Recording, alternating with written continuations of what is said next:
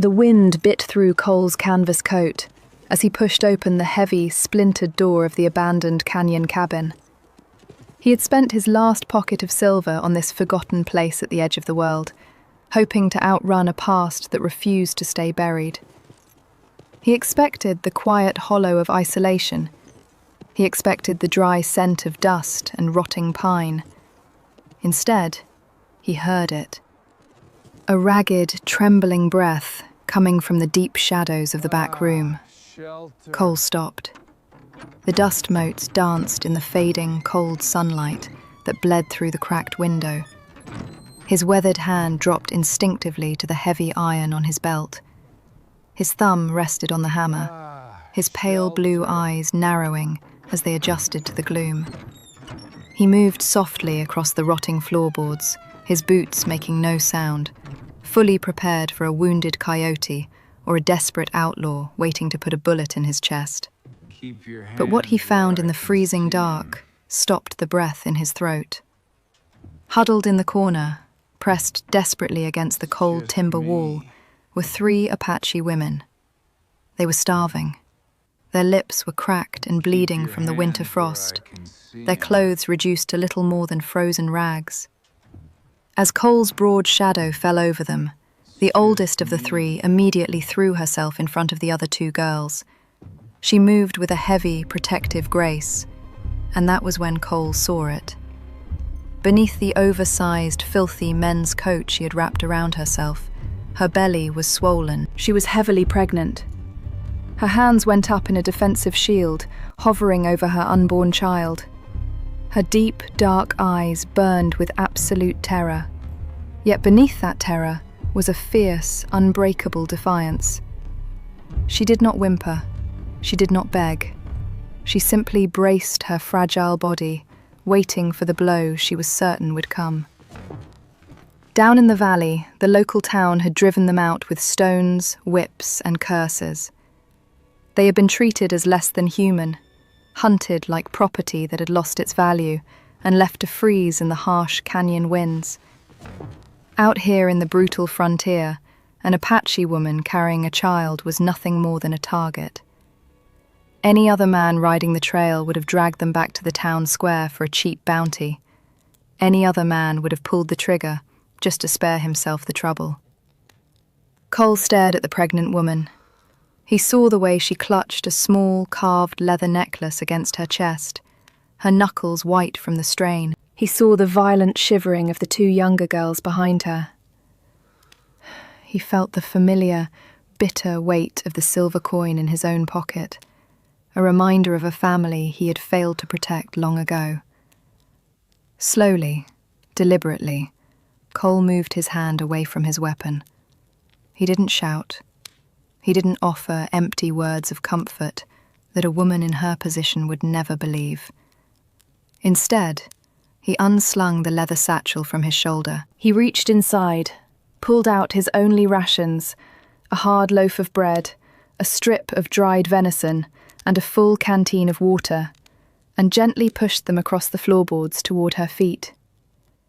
The woman's eyes darted from the food to Cole's scarred face, searching for the trick, the trap. Cole simply took a step back, giving her space. "Eat," he said. His voice was a low, rough gravel, unused to speaking gently, but it held no malice.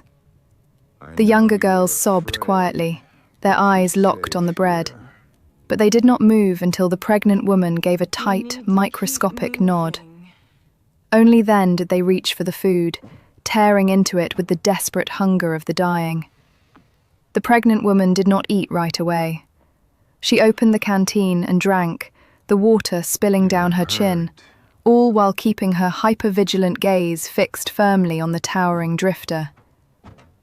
"My name is Cole," he murmured, crouching down slightly to appear less threatening. "Nala," the woman rasped. "You're hurt."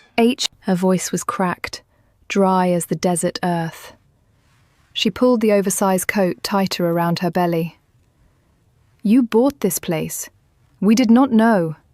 We will leave when the sun rises. You're in no condition to walk, let alone survive a mountain freeze. Cole replied, his eyes scanning the thin walls of the cabin. You stay. Shock rippled across Nala's hollowed face. For a moment, the heavy silence in the cabin was broken only by the sound of the wind screaming outside. But that fragile peace was not meant to last. A sudden, sharp sound echoed up from the canyon trail, the distinct clatter of horseshoes on stone, multiplied by dozens.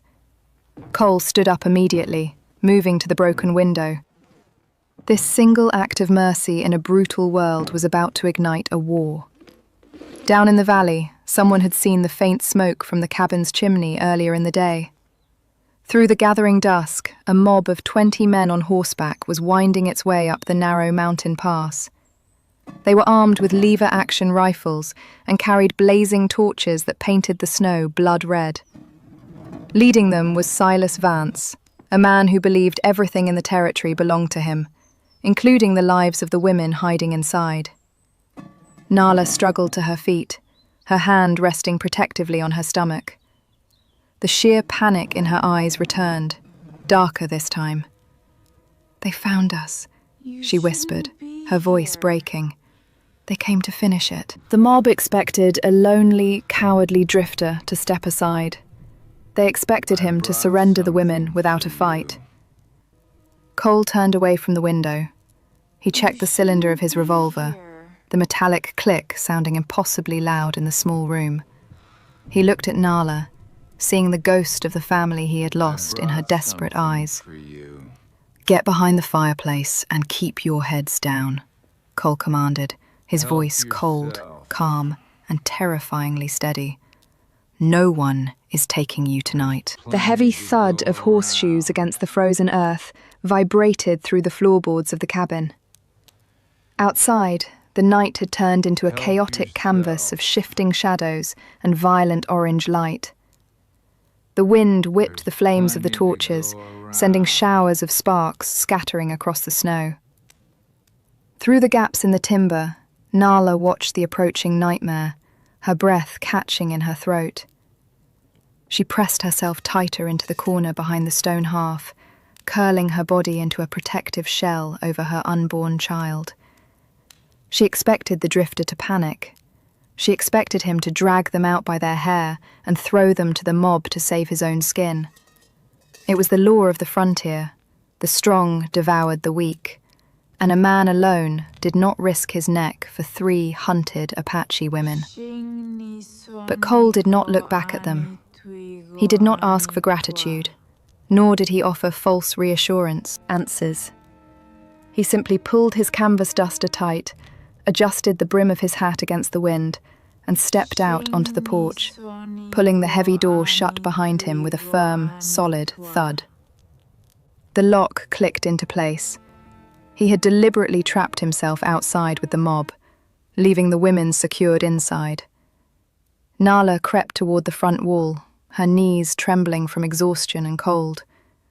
She pressed her face against a crack in the dry wood, peering out into the harsh winter night. A dozen riders had formed a semicircle around the front of the cabin. The horses stamped their hooves nervously in the snow, their breath pluming in thick white clouds. At the center of the pack sat Silas Vance. He was a large man, wrapped in expensive furs, his face flushed with arrogance and the cold. He held a Winchester rifle resting casually across his saddle, a man entirely used to getting whatever he demanded. "Evening, stranger," Silas called out, his voice booming over the howling wind. "Looks like you bought yourself a piece of dead wood. I'm Silas Vance. I own the valley down below, and most of the laws in it." Cole stood on the edge of the porch, his boots planted shoulder-width apart. The wind tore at his coat, but his body was completely still. He did not rest his hand on his weapon, yet the sheer lack of movement in his frame radiated a dangerous, coiled energy. He rolled the silver coin over his knuckles, the small flash of metal catching the torchlight. "Property deed says my line ends at the canyon trail," Cole replied, his voice flat, carrying effortlessly through the frigid air. "Which means you and your men are trespassing." Silas let out a harsh laugh, glancing back at his hired guns. "We ain't here for your land, Drifter. We tracked 3 Apache strays up this mountain, a pregnant one and 2 younger girls. They're thieves, carrying sickness, and they belong to the town's jurisdiction. Bring them out, and we'll ride back down. You can go back to freezing in peace." Inside the cabin, Nala squeezed her eyes shut. Her hand gripped the carved leather necklace so tightly her fingernails dug into her palm. This was it. The moment of betrayal. She braced herself for the sound of the door opening. "I bought this cabin for the quiet," Cole said. He stopped rolling the coin and slipped it back into his pocket. "I don't have guests, and I don't take orders." The amusement vanished from Silas's face. He spurred his horse a few steps forward, the animal snorting aggressively as it neared the porch. The hired men behind him tightened their grips on their rifles, the distinct clicks of hammers being pulled back, cutting through the wind. "Listen to me, you ignorant squatter," Silas snarled, pointing a thick, gloved finger at Cole. "Those women are property. That pregnant one specifically has a debt to pay to my ranch. You are outnumbered 20 to 1. You walk back inside, drag them out here, or we burn this rotting shack to the ground with you in it."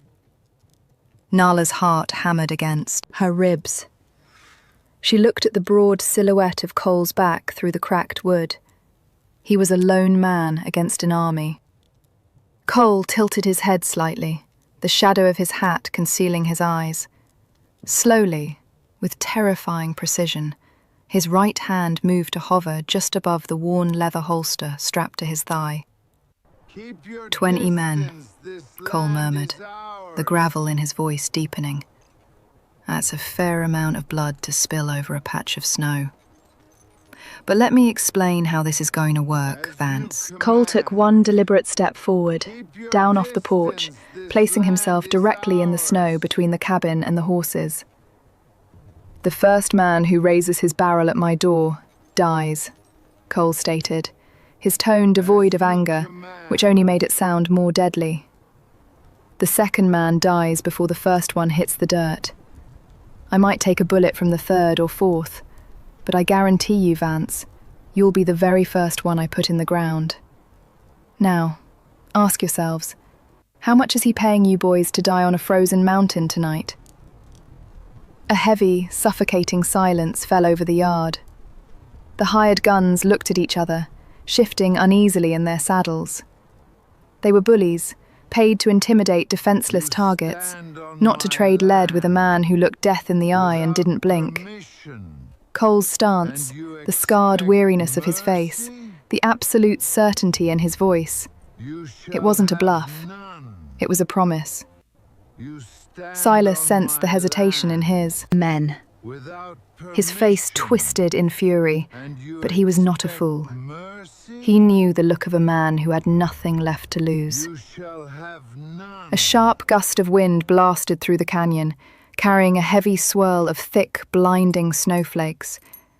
The storm that had been brewing all afternoon was finally breaking, and it was going to be a brutal one. "The storm is hitting," one of the older hired riders muttered to Silas, pulling his collar up. "Horses won't make it down the pass if we stay up here much longer. We'll freeze to death." Silas glared at Cole, his jaw tight with rage. "This ain't over, Drifter. They can't survive the winter in that shack. The cold will starve them out, or the fever will. When the storm clears, I'm coming back with the sheriff and a warrant. And if they ain't dead by then, I'll hang you right alongside them." Silas yanked his horse's reins, turning the animal sharply. "Ride out!" he barked to his men.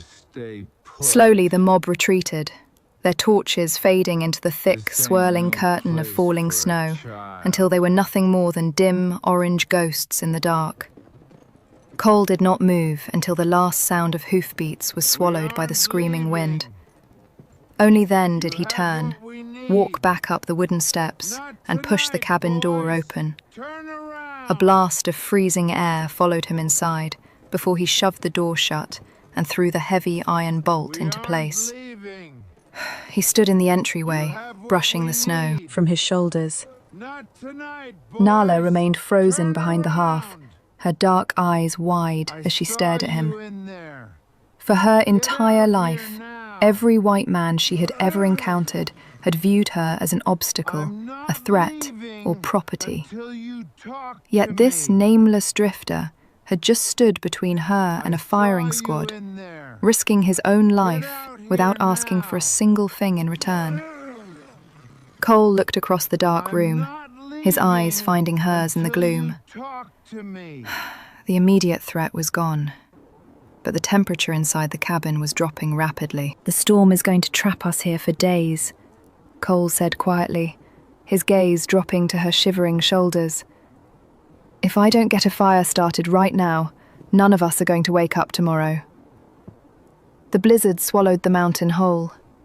Outside the thin timber walls, the wind shrieked like a wounded animal, violently rattling the broken window shutters. The temperature plummeted so fast that frost began to form on the inside of the cabin's iron door hinges. Cole moved quickly in the dim light. He dragged a heavy, rotting wooden table across the floor, wedging it against the front door as a barricade against both the wind and any men foolish enough to return in the dark. Then, he turned his attention to the stone hearth. He knelt on the frozen floorboards, pulling dry kindling from his satchel and striking a flint. It took several tense minutes, the sparks dying against the damp stone, before a small, fragile flame fire finally caught. Cole fed it methodically, adding larger pieces of dry wood, until a warm, golden glow pushed the freezing shadows back into the corners of the room.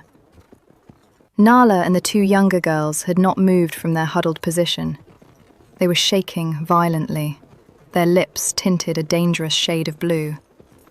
Cole stood, unbuckled his heavy canvas duster, and draped it over the broken window to block the draft. He was left in just his worn linen shirt and leather vest, the cold biting immediately into his scarred arms, but he ignored it. He unrolled his only woolen blanket from his gear, walked over to the corner and held it out. Nala looked up, her dark eyes still wide with guarded disbelief. She hesitated, her arms wrapped tightly around the oversized coat that hid her swollen belly. "Take it," Cole said, his voice a low, steady rumble over the howling wind. "Wrap the girls first, then yourself. Keep your back to the stone to catch the heat." Slowly, Nala reached out. Her fingers brushed against Cole's rough, calloused hand. His skin was freezing, yet he was giving away his only source of warmth. She pulled the heavy wool around the trembling shoulders of the two younger girls, pulling them close against her sides, before wrapping the remainder over her own shivering frame. Cole did not hover. He stepped back, returning to the fire to boil water in a small tin pot. He poured it into a dented metal cup and placed it on the floor halfway between the hearth and the women, sliding it toward them before sitting down on the opposite side of the fire. He sat with his back to the wall, his Winchester rifle resting across his knees, positioning his body directly between them and the barricaded door.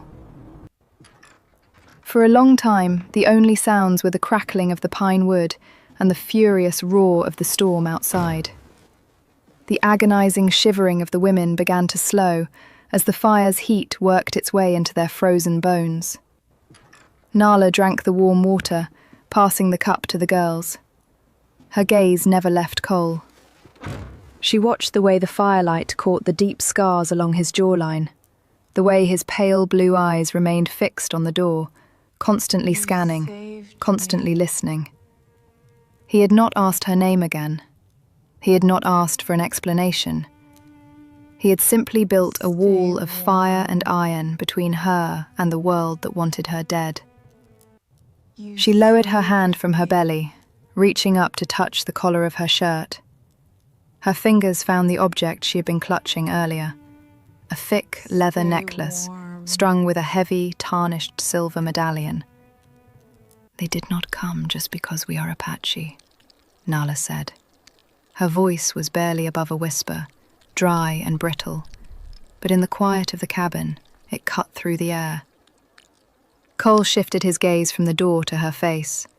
He didn't prompt her to continue. He just listened. Nala pulled the necklace free from beneath her clothes. The firelight illuminated the heavy silver piece. It wasn't a tribal ornament. It was a finely crafted crest, stamped with a distinct emblem, a coiled snake over a branding iron, the mark of the Vance family. Silas's younger brother, Eli, Nala continued, her voice trembling slightly, though her eyes remained fiercely dry. He was not like Silas. He spent his days in the canyons, trading with my people. We shared a fire. We shared a life in secret. She rested a protective hand over her stomach. This is his child. Cole's eyes narrowed slightly. He understood the lethal mathematics of frontier greed. Eli died in the spring, Nala whispered, the memory darkening her features. A hunting accident, Silas said. But a week after they buried him, Silas's men came to my camp. Silas knew about the child. By the laws of the territory, a recognized blood heir can lay claim to half the Vance grazing lands. Silas would rather burn the valley to ash than see an Apache child inherit his empire. Nala closed her eyes, and the nightmare of the public auction yard rushed back to her. The freezing sleet, the mud, the jeering faces of the townspeople. Silas had not just wanted her dead, he had wanted her humiliated, erased of all human dignity. He had dragged her to the public corral, forcing her onto the auction block alongside stolen horses and cat. He had pointed at her swollen belly, laughing as he offered to sell her to the highest bidder to work in the mining camps, treating her as nothing more than a piece of disposable property.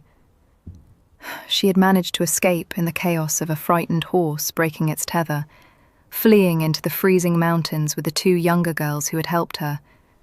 But the shame, the utter helplessness of standing before a laughing crowd, still burned in her chest. He wanted to sell me, Nal rasped, her dignity fighting through the exhaustion. To make the town see me as an animal. If I am an animal, then the child is an animal, and he can kill it without the law asking questions. She looked at Cole, expecting to see pity, or worse, the realization that he had just stepped into a blood feud with the richest man in the territory. Instead, Cole's expression remained carved from stone. He looked at the silver crest in her hand, then up at her exhausted, determined face. He recognized a survivor when he saw one. He knew the agonizing weight of carrying a life that the world wanted to extinguish. Cole reached into his pocket and pulled out the silver coin with the hole in the middle. He rolled it between his fingers, the metal catching the firelight. My wife was carrying our first when a gang of cattle rustlers came through our homestead, Cole said, his voice entirely hollow, stripped of all emotion. I was a day's ride away, chasing a stray herd. When I got back, there was nothing left to protect. Nala's breath hitched. She looked at the hardened gunslinger, finally seeing the profound, bleeding wound beneath his dangerous exterior. Cole slipped the coin back into his pocket. He picked up a piece of firewood and tossed it onto the flames. The fire flared, casting long, dancing shadows against the timber walls. Silas Vance thinks he can buy the world and burn whatever he can't, Cole said, his pale eyes locking onto hers with a chilling, absolute certainty. But he's not buying you, and he's not burning this cabin. Try to sleep, Nala. I've got the door. Midnight passed, measured only by the steady, violent rhythm of the blizzard, slamming against the cabin's timber walls. The temperature continued to plummet, turning the inside of the small room into an icebox, save for the desperate circle of heat radiating from the stone hearth. Cole had not slept. He sat perfectly still with his back against the barricaded door, his Winchester resting across his lap, watching the firelight play across the sleeping forms of the three women.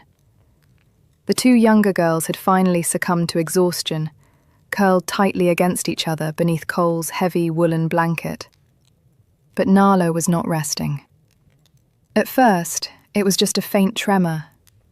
Then, a restless shifting beneath the oversized men's coat she wore. Cole's sharp eyes tracked her movements. He set his rifle down quietly and moved across the floorboards. As he crouched beside her, the heat rolling off her skin was palpable. Nala was shivering violently, but her face was flushed, slick with a dangerous, unnatural sweat. She was trapped in the grip of a sudden, brutal frontier fever, the kind brought on by starvation, sheer exhaustion, and prolonged exposure to the freezing canyon winds. For a pregnant woman in her condition, a fever this high was a death sentence for both her and the unborn child. Her head tossed side to side, her cracked lips murmuring something frantic and unintelligible in her native tongue. Her hands clawed weakly at her belly, a mother's dying instinct trying to shield her baby from the burning heat inside her own body. Cole stripped his leather vest off, folding it quickly and sliding it under her head to keep her skull off the freezing floorboards. He touched the back of his hand to her forehead, wincing at the heat. If he didn't break this fever in the next hour, she wouldn't see the dawn. He looked toward the corner where he had stored his gear, his medical tin, containing quinine, willow bark powder, and a few essential salves, was not there. He had left it tucked deep inside his heavy saddlebags, and his saddlebags were strapped to his horse, which he had hitched in a dilapidated three-sided lean-to about 50 yards behind the cabin before the storm hit. 50 yards. On a clear spring day, it was a 30-second walk. In a midnight whiteout blizzard, at 20 below zero, it was an ocean of blinding ice that could kill a man in minutes. Tease. Cole glanced at the window. His heavy canvas duster was still nailed across the frame, keeping the lethal draft out of the room. He couldn't take it down without freezing the women, leaving him with nothing but his thin, sweat-stained linen shirt. He didn't hesitate. Cole stood up, unwinding a coil of thick hemp rope he kept strapped to his gear.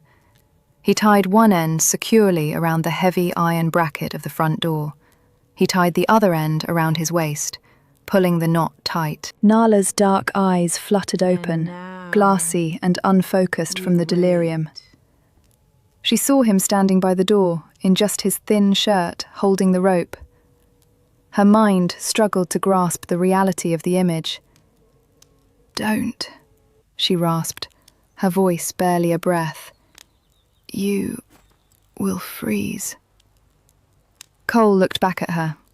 His face was a stoic mask, betraying none of the fear any sane man would feel facing a mountain blizzard unprotected. "Keep the blanket over her," Cole instructed the older of the two girls, who had woken up and was staring at him in terror. "When I go out, push the table back against the door. Don't open it until you hear 3 knocks." Without waiting for a response, Cole shoved the table aside, pulled the heavy iron bolt, and cracked the door. The wind hit him like a physical blow. It was a solid wall of agonizing, blinding white. The cold was so absolute it instantly stole the breath from his lungs, feeling like shattered glass driving into him. His skin. He squeezed his eyes to narrow slits, lowered his head, and stepped out into the void. The door slammed shut behind him. The sound of the lock sliding into place was immediately swallowed by the roar of the storm. Every step was a battle against a force that wanted to bury him. The snow was already up to his knees, thick and heavy. The wind tore through his thin linen shirt in seconds, turning his sweat to ice against his ribs. He gripped the rope with bare, freezing hands, using it as his only anchor to the living world as he waded toward the back of the property. His muscles seized, His lungs burned. 10 yards. 20. The world was nothing but a deafening, freezing grey. By the time his boots hit the rotting wooden floor of the lean-to, Cole couldn't feel his fingers or his toes. His horse was shivering frantically in the corner. With clumsy, numb hands, Cole fumbled with the leather straps of his saddlebag. It felt like trying to untie a knot with blocks of wood. No. He finally ripped the buckle free, plunging his hand inside and pulling out the small metal medical tin. He shoved it into his pocket and grabbed the rope again. The walk back was worse. Hypothermia was setting in, making his mind sluggish, his movements heavy. The wind screamed, pushing him backward, trying to snap the rope. But the memory of Nala's desperate, feverish hands shielding her stomach flashed in his mind. He pulled himself forward, hand over hand, step by agonizing step. 1, 2, 3. Cole struck the heavy timber door with his shoulder. A second later, the table scraped back and the door hauled open. Cole collapsed into the entryway, bringing a mountain of snow with him. The younger girls rushed to push the door shut and lock it. Cole lay on the floorboards for a moment, his body convulsing with uncontrollable, violent shivers. His lips were a stark, terrifying shade of blue, and his skin was terrifyingly pale. But he didn't stay down. Forcing his frozen limbs to obey, he crawled toward the fire. He didn't try to warm himself first. With trembling, bruised hands, he pried the medical tin open, scooped a heavy dose of willow bark powder into the tin cup of water, and set it near the flames to steep. Nala watched him through the haze of her fever. She watched this terrifying, nameless drifter, a man who had killed and bled on the frontier, nearly freeze himself to death just to fetch medicine for an Apache woman he didn't even know. When the bitter tea was warm, Cole lifted her head gently. His hands were freezing against her burning skin. "Drink," he commanded softly through chattering teeth. Nala swallowed the bitter draught, her eyes never leaving his face. She saw the absolute exhaustion in his posture, the raw physical toll his mercy had cost him. We have to go. As the medicine settled in her stomach, Cole finally slumped back against the stone wall, his arms wrapped tightly around his freezing chest, his eyes closing as the violent shivers wrecked his frame. He had saved her, and in doing so, he had proven that not every man in this brutal world was a monster. Nala closed her eyes as the willow bark began to fight the fever, sinking into a deep, healing sleep. But outside, the howling wind was beginning to drop. The storm was breaking. And with the dawn, Silas Vance would return. The morning came in total, deafening silence. The furious roar of the blizzard that had battered the canyon all night was gone, replaced by an eerie stillness. Pale, icy sunlight bled through the cracks in the cabin walls, illuminating a room that felt entirely cut off from the rest of the world. Nala opened her eyes. The heavy, suffocating weight of the fever had broken. Her skin was cool, and her breathing was deep and steady. She lay still for a moment, her hands resting protectively over her swollen belly.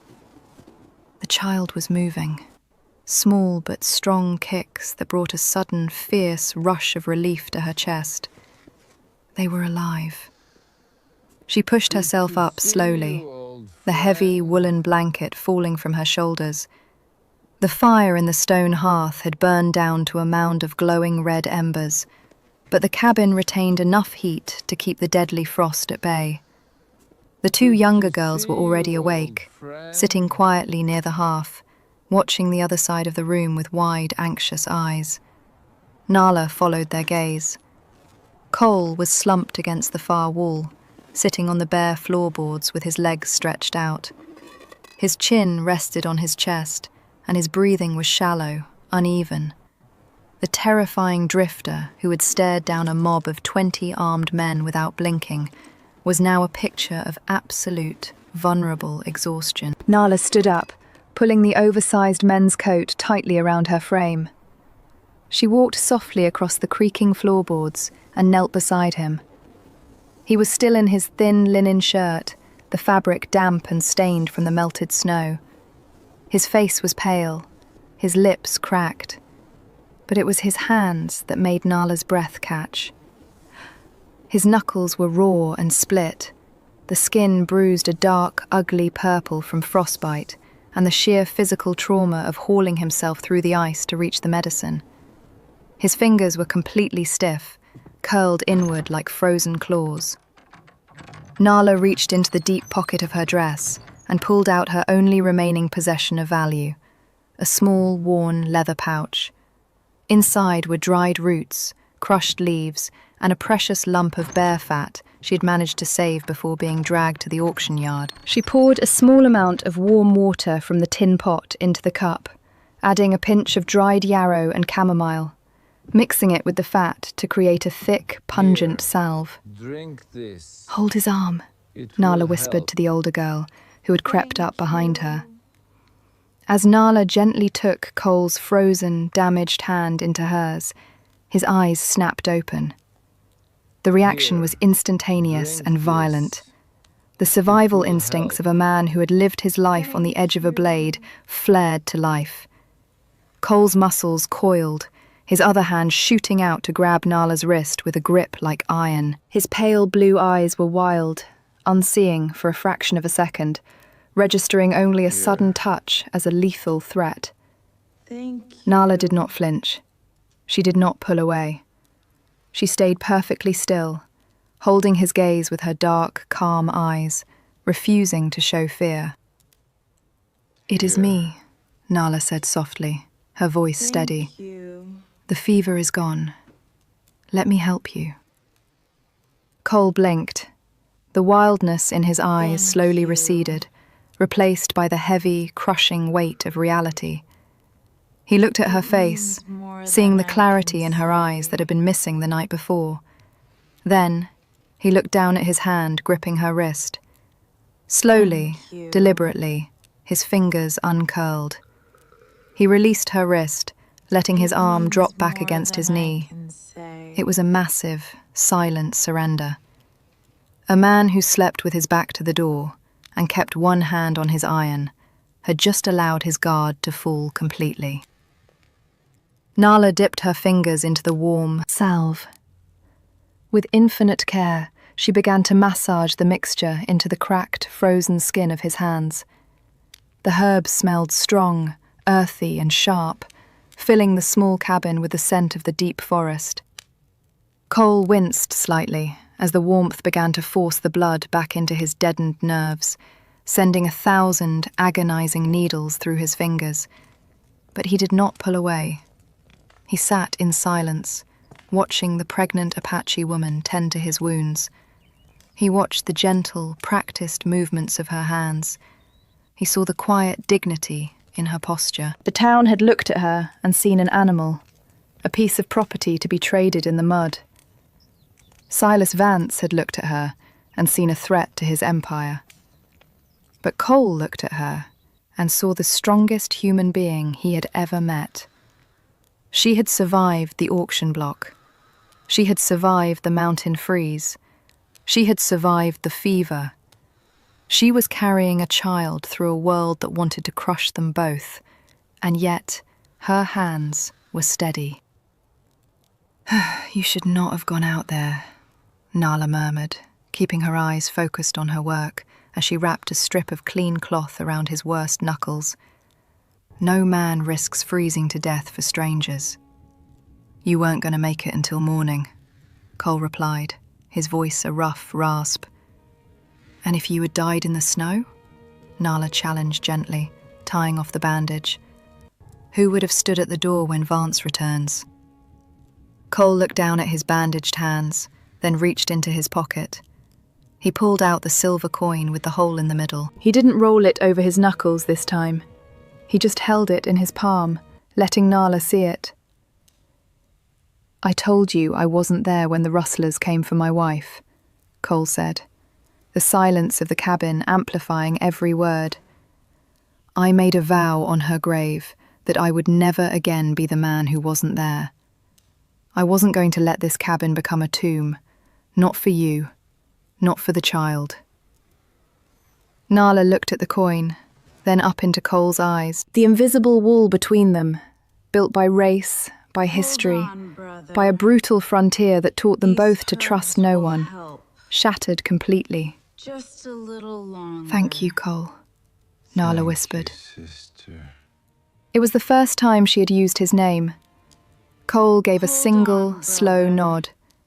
He slipped the These coin away herbs and will flexed his help. newly bandaged fingers. Just The pain a was still little sharp, longer. but they worked. And he was going to need them. Sister. The fragile peace of the morning was abruptly broken. From outside the cabin, echoing sharply against the canyon walls, came the distinct, terrifying crack of a rifle shot. Cole was on his feet in an instant, the exhaustion vanishing from his frame as he grabbed his Winchester. Nala instinctively threw her arms over her belly, pulling the younger girls down to the floorboards. The storm was over. The snow had settled, and Silas Vance had returned. The crack of the rifle shot shattered the pristine silence of the morning, echoing off the high stone walls of the canyon like a crack of thunder. Cole ripped the heavy canvas duster away from the broken window, exposing the blinding white glare of the snow-covered world outside. Just morning. The storm had passed, leaving the sky a brilliant, merciless blue. Didn't see you. But the beauty of the morning was a lie. Down the narrow, treacherous trail that hugged the canyon edge, It's the mob alright. had returned. Just Silas morning. Vance sat astride a massive black stallion, his heavy fur coat making him look like a dark, looming shadow against the snow. He was flanked by a dozen of his most hardened, hired guns. The deep snow slowed their horses to a crawl, but they were advancing steadily. Vance lowered his smoking rifle. He'd fired into the air just to announce his arrival. He wanted them terrified. "Time is up, Drifter!" Vance's voice boomed, thick with arrogance and rage. "The storm didn't kill you, but my patience is gone. Send the Apache women out, and you can ride away with your life." Let me go. Inside the cabin, Cole didn't bother shouting back. Negotiations with men like Silas Vance only ended in shallow graves. He moved away from the window, grabbing a heavy wooden chair and kicking the legs Let off. me go. He shoved the thick wooden seat under the door handle to reinforce the barricade. Then he picked up his Winchester. His newly bandaged hands throbbed with a sickening, white-hot pulse just from gripping the wooden stock. But his pale eyes were dead and focused. Let's get "Stay you behind the stone warm." half," Cole ordered, his voice dropping to a terrifyingly calm Came register. in from the "Do not cold. stand up. No matter what you hear, do not stand up." Let's get you warm. Nala pulled the two younger girls down to the floorboards, wrapping her arms around them. She pressed her back against the cold stone of the fireplace, her heart hammering against her ribs, her breath coming in shallow gasps. She looked at Cole's broad, tense shoulders. He was one man. He was exhausted, frostbitten, and outgunned. "Burn them out!"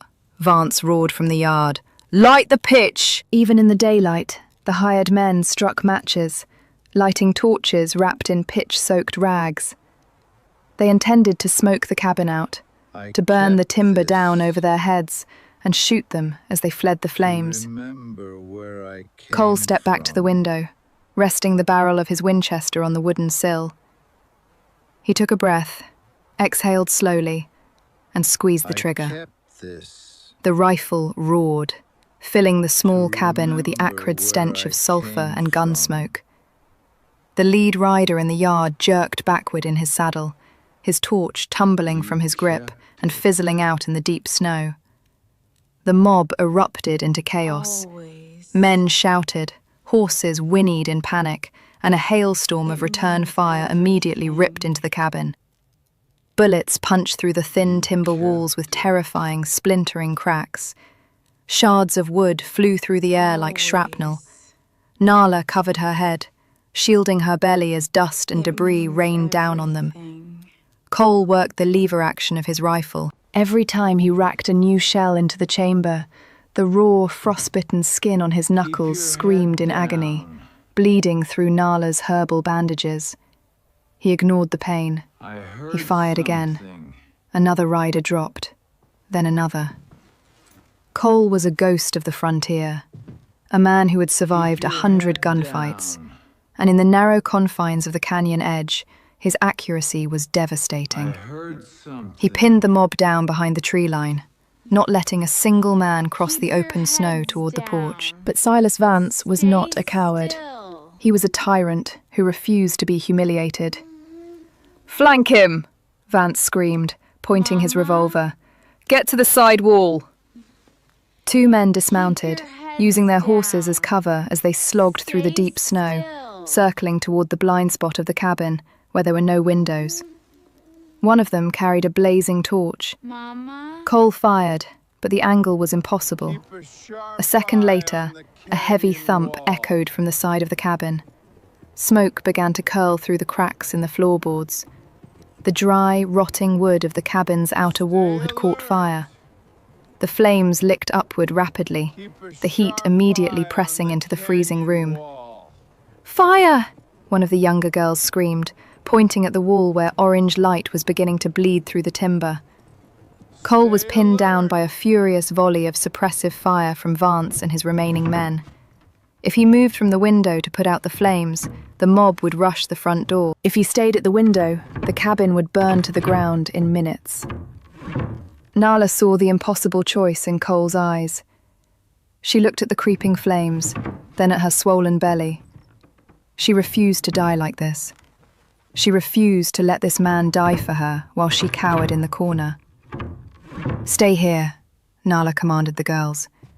Ignoring Cole's shout for her to stay down, Nala crawled across the floorboards, staying below the level of the windows. She grabbed the heavy woolen blanket Cole had given her, dragging it to the tin pot near the hearth. She dumped the remaining snowmelt water over the wool, soaking it completely. Bullets cracked overhead, embedding into the opposite wall, but Nala didn't flinch. She dragged the heavy, wet blanket to the burning side wall. The flames had already breached the interior, crawling up the dry pine. With a fierce, guttural cry of sheer maternal defiance, Nala threw the wet, heavy wool over the creeping fire, using her hands to beat the suffocating blanket against the burning wood. Smoke billowed into the room, choking her, but she didn't stop.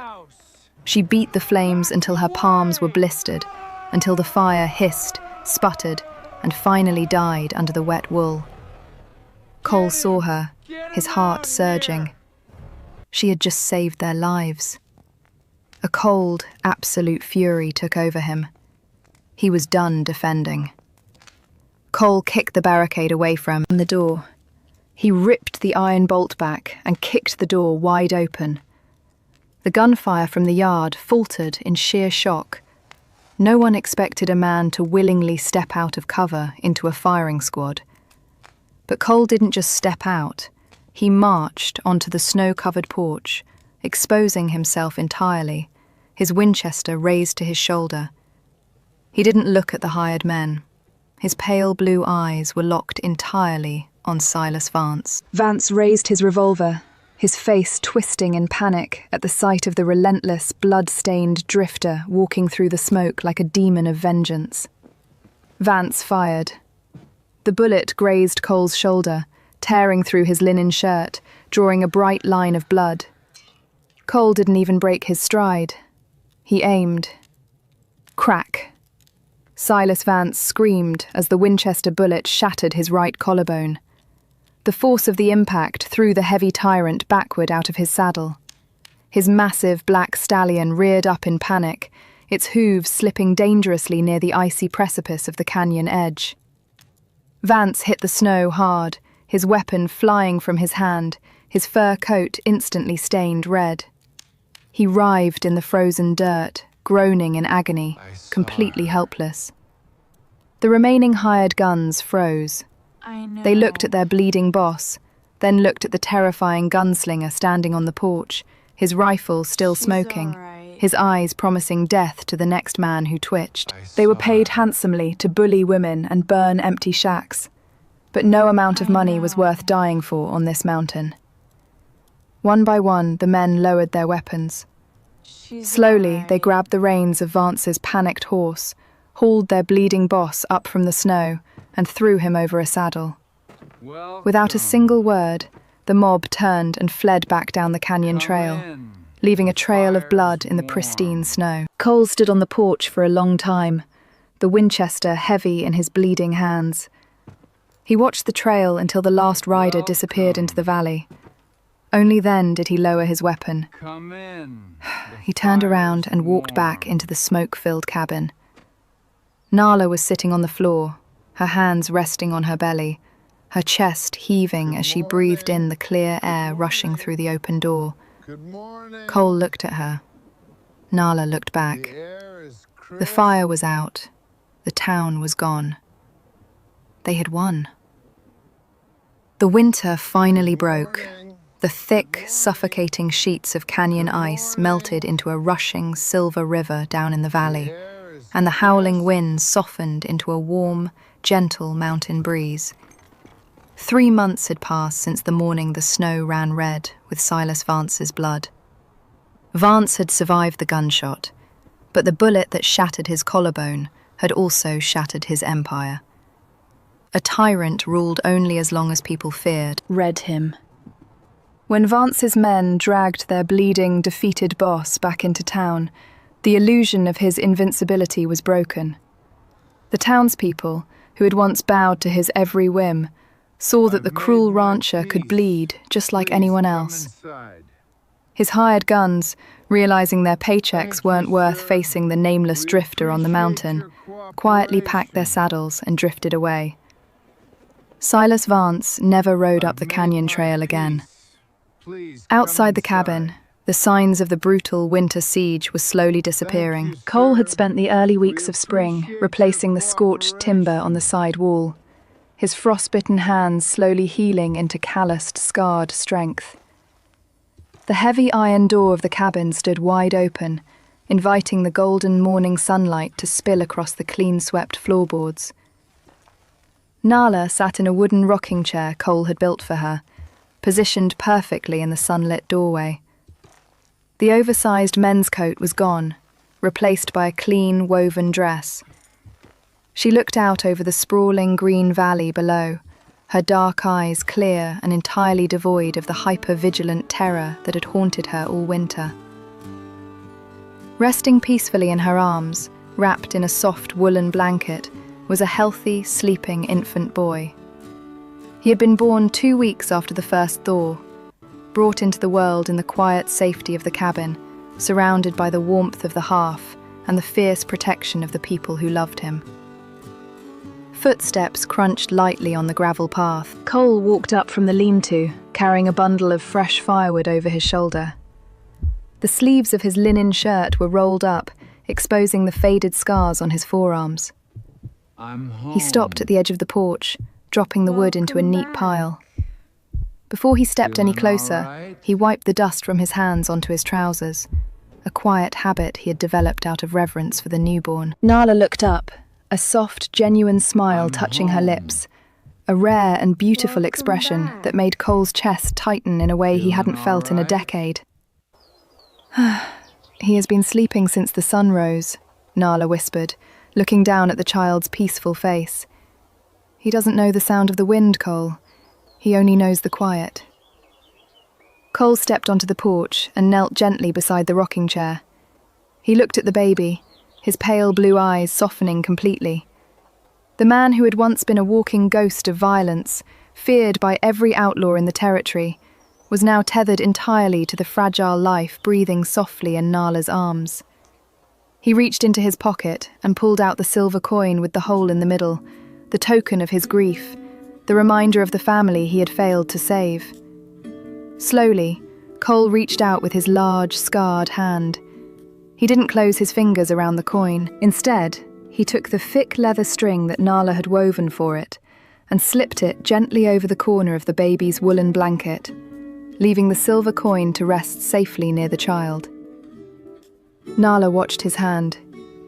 She understood the weight of the gesture. He was letting go of the ghosts of his past. He was anchoring his soul to the present, to them. "I won't ever leave you," Cole murmured, his rough voice carrying the absolute weight of a sacred vow. "Neither of you. Not for as long as I have breath in my lungs." Nala reached out, her fingers brushing against the healed scars on Cole's knuckles. Her hands still bore the faint, shiny marks of the blisters she had earned fighting the fire that day, a permanent testament to her own courage. She let go of Cole's hand and reached up to her neck. She unclasped the heavy silver medallion bearing the Vance family crest, the brand that had marked her child as a target, the symbol of a town that had tried to strip her of her humanity.